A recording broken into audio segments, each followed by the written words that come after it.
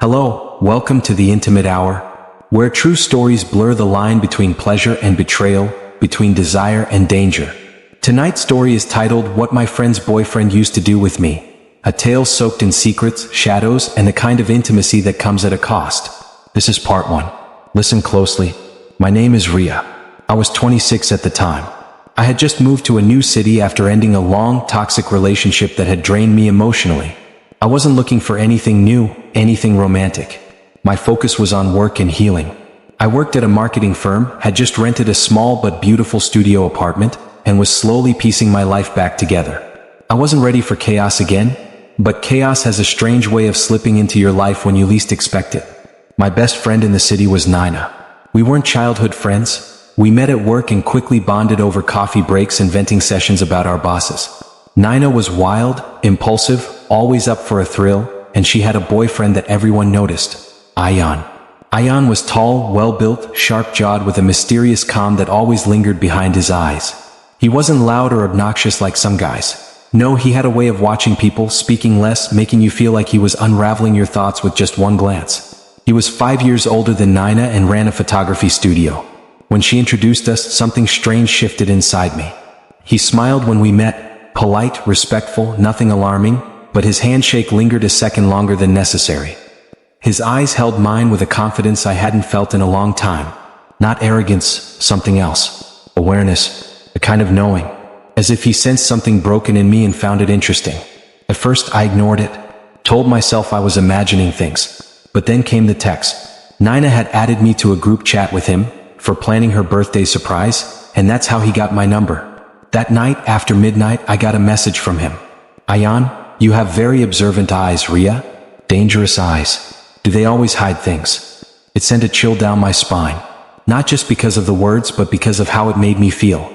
Curious. Exposed. See. I typed back something casual just to deflect. Observant eyes help in marketing. Occupational hazard winking face. But he didn't respond. Not that night. Not until 2 days later when I bumped into him, alone. It was raining, I had forgotten my umbrella, and as fate would have it, Ayan pulled up beside me in his car. He offered a ride. I hesitated, my instincts buzzed, but I got in. I told myself it was harmless. It was raining. He was my friend's boyfriend. What could happen? But that ride changed everything. Inside the car, his scent was warm, a mix of musk and faint smoke. His hand rested casually on the gearshift, dangerously close to my thigh. The music was low, some old rock tune, but the silence between us was louder than anything I'd heard. He looked over at me once and I felt his eyes trace my face like fingers. Then he said it, softly like a confession. You intrigue me, and I don't get intrigued easily. I didn't respond. I couldn't. My heart was thudding too loud. I turned toward the window, pretending to focus on the rain. But then I felt it, the faintest brush of his fingers over my wrist as he shifted gears. It could have been accidental, but it wasn't. His touch lingered. Warm. Intentional. I didn't stop him. When we reached my place, I opened the door to step out, but before I could, he said, "You don't need to say anything. I won't cross any line, unless you do." That night I couldn't sleep. I stared at the ceiling, questioning everything. Was I craving attention? Was I lonely? Was I about to betray my best friend? Or was I just reacting to something that had been dormant in me for too long? Desire? The messages became more frequent after that. Never flirty in obvious ways, but always loaded. Words like shadows. Questions like hands. Do you trust easily? What does silence feel like for you? Have you ever craved someone you shouldn't? Each message felt like a touch, invisible but real. And soon I was replying at 1 a.m., breathing heavier with each word. Then came the night he sent me a photo. Not of him. Not of anything sexual. Just a black and white shot of a woman's lips, slightly parted, wet, vulnerable. Reminded me of you. He wrote. I stared at it for an hour. And then I replied something I shouldn't have. Show me what you actually think of when you think of me. He didn't reply that night. But the next evening he showed up at my door. I hadn't invited him. He said he was just passing by and had something for me. It was a book, a photography collection, filled with women in raw, exposed moments. Not nudes, but more intimate than that. Eyes closed, mouths open, hands clenching fabric. Every image felt like a secret. He sat on my couch. Come, collect it. Too close. I offered him coffee. I was shaking inside but trying to act normal. And then it happened. I was handing him the mug when his fingers brushed mine. This time I didn't move away. His eyes locked on mine, slow, intense. No words. He placed the mug down slowly, and the air between us turned to electricity. He reached out, gently tucking a loose strand of hair behind my ear and whispered, "Say stop, if you want me to." I didn't say stop. I didn't say anything. His lips were on mine in the next breath. Slow, deep, deliberate. Not hungry. Not rushed. As if he was tasting something he'd waited too long for. His hands didn't roam wildly. They held me still, firm, as if grounding both of us in that moment of forbidden fire. I knew it was wrong. I knew I was stepping into something dark. But I didn't pull back. I leaned in. When he finally did stop, it wasn't because he wanted to. He rested his forehead against mine, breathing hard, and said, This isn't over. Not even close." Then he left. Just like that. Leaving behind the book, the kiss, and a storm inside me I couldn't contain. Nina called the next day. Oblivious. She wanted to plan a weekend getaway, with Ayan and me included. Said it would be fun. I agreed. My voice didn't tremble, but my soul did. Because now I had tasted something I wasn't supposed to. And it wasn't guilt that haunted me. It was how much I wanted more. The weekend getaway was supposed to be harmless. A 2-day escape into the hills with Nina, Ayan, and a few of our mutual friends. But nothing felt harmless anymore. Not with what had happened between Ayan and me. Not after that kiss. That kiss had rearranged something inside me, made me feel exposed in ways I couldn't explain. Every time I closed my eyes, I could feel his mouth on mine, the way his hand had curved around my neck, the slight pressure of dominance laced with restraint, like he knew he could destroy me, but was choosing to make me beg for it instead. The car ride to the cabin was uneventful, at least from the outside. Nina sat in the front seat beside Ayan, talking non-stop, playing music, tossing snacks back to me. I laughed, smiled, performed. But inside I was unraveling. Every now and then, Ayan would catch my gaze in the rearview mirror. Not long enough to be obvious, but deep enough to stir that low ache that had started to live between my legs since that night. I could feel my heartbeat in places it shouldn't have been. He was cool, calm like always. But I saw the way his hand gripped the gear tighter every time I crossed my legs or leaned forward. He noticed everything. And that thrilled me. Scared me too, but thrilled me more. The cabin was beautiful. Wood-paneled, tucked between tall pines, with a wide porch that overlooked a quiet valley. By evening, everyone was slightly drunk, buzzing from wine and laughter. Nina had taken Ayan to one of the rooms, dragging him in playfully, while the rest of us gathered around the fireplace. But I couldn't focus on the stories. All I could think about was the thin wall between us, and what they were probably doing behind it.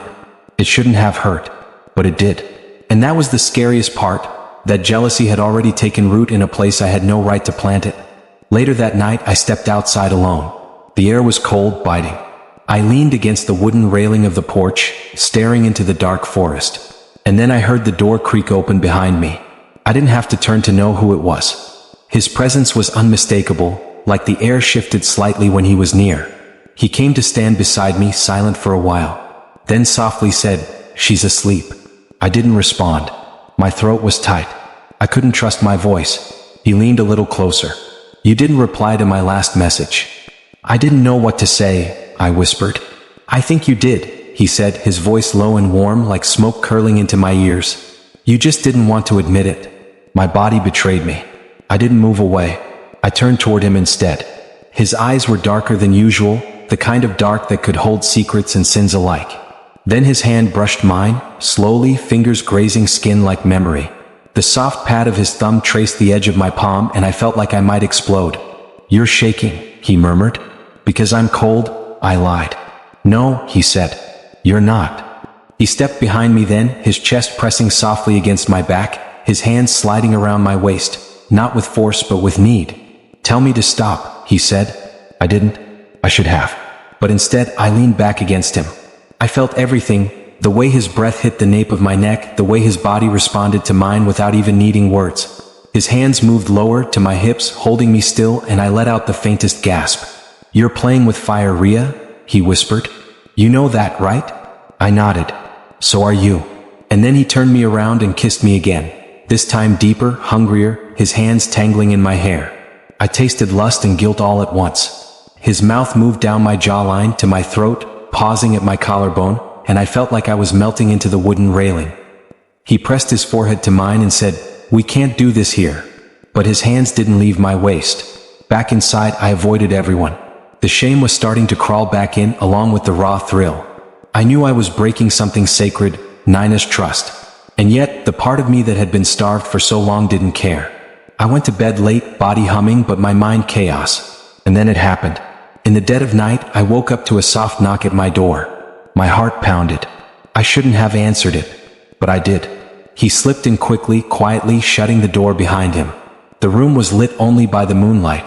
I could barely see his face, but I felt him, his heat, his hunger. He said nothing. Just walked to my bed, leaned down, and pulled the blanket back. His fingers trailed up my thigh, under the oversized shirt I was wearing. I should have stopped him, but I spread my legs instead. What followed was slow, silent madness. His mouth explored me like a map he already knew. His fingers pressed into me with a rhythm so steady it drove me to the edge within minutes.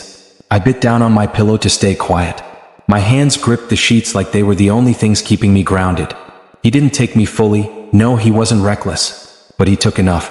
Enough to make me shake. Enough to make me want to scream. When it was over, he whispered in my ear, "You're not just some affair to me." And then he left, leaving me trembling. What? And completely ruined. The next morning, Nina kissed him on the cheek and asked if he slept well. He smiled and said, "Best sleep in days."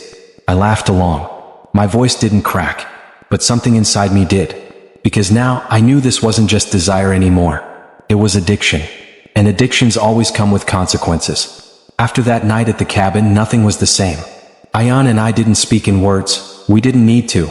Everything that had to be said had already been carved into my skin by his hands, whispered into my ear with every ragged breath, and memorized by the way his mouth had moved against mine in the dark. I returned to the city with a part of me missing, or maybe it wasn't missing, maybe it was now his. The guilt didn't vanish, it lived beside the thrill.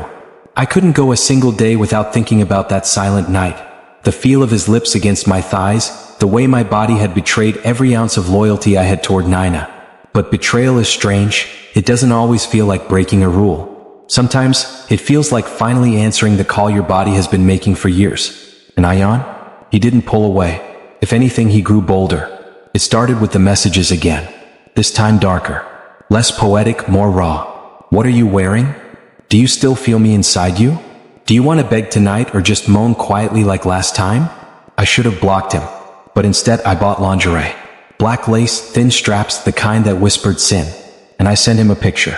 No face. Just my body, exposed, aching, waiting. He replied, "Cancel your evening plans. I'm outside." That night, he didn't waste time. He took me to his studio. It was past midnight, the city was asleep, but he was wide awake, hungry. The moment the elevator doors closed, he pinned me against the mirrored wall and kissed me like he had every right to own me. His hands were firmer this time, less careful, more possessive. He didn't ask permission. He pulled the straps down my shoulders and sucked the air from my lungs with every flick of his tongue, every low growl in my ear. Inside the studio, he didn't undress me. He posed me, like I was one of his art pieces. He sat me on a wooden stool, turned on a single light, and stood behind the camera. "Don't cover yourself," he said. "Let me see what you've already given me." The shutter clicked as my knees parted. My breathing was shaky, my skin on fire.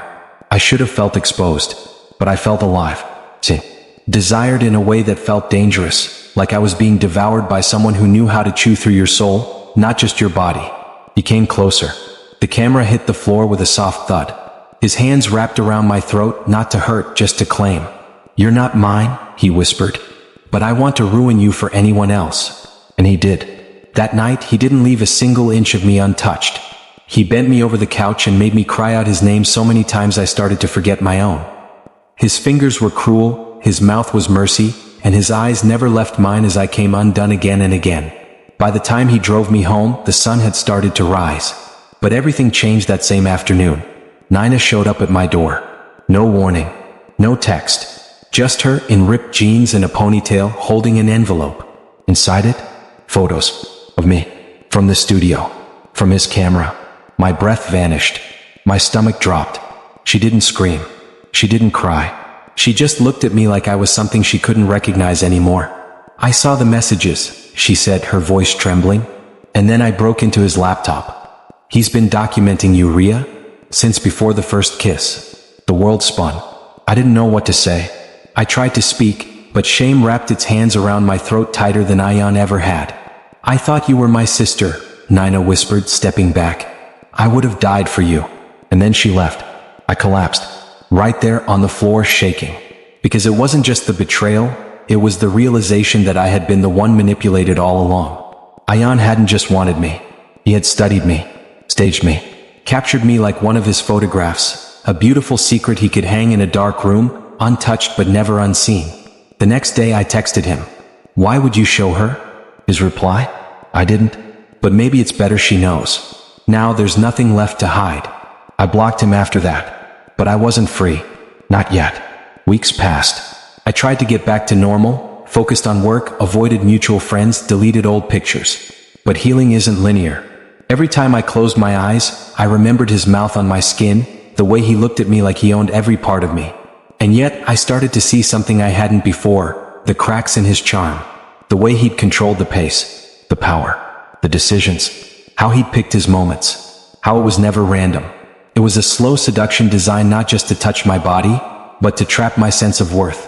One night I got a call from Nina. Her voice was calm. He's gone, she said. He left the city. I didn't ask where. I didn't care. What I did say was this. I'm sorry I hurt you. And what she said back will never leave me. You didn't just hurt me. You hurt yourself more. But maybe now, we both get to heal. We met a few days later. It was quiet. No drama. Just two broken girls trying to piece their friendship back together over coffee and cautious smiles. And slowly, painfully, we did. It took time. Forgiveness didn't come easily. But it came. Because in the end, we both realized the same truth. He hadn't chosen either of us. He'd chosen the power. And now he didn't have any. I started therapy. I started writing. I even submitted a short story anonymously to a women's blog about betrayal, lust, and healing. It went viral. Sometimes people reach out to me, women, strangers, saying the same thing. Your story felt like mine. And I tell them what I had to learn the hard way. You can survive the darkest kind of intimacy. You can crawl out of desire that burns like poison. You can still be whole, even after someone tries to turn you into a secret. You can still be loved. Thank you for listening to The Intimate Hour. If this story touched you, share your thoughts in the comments. Don't forget to like, subscribe, and stay tuned for more real, dark, and unforgettable tales of love, lust, and redemption.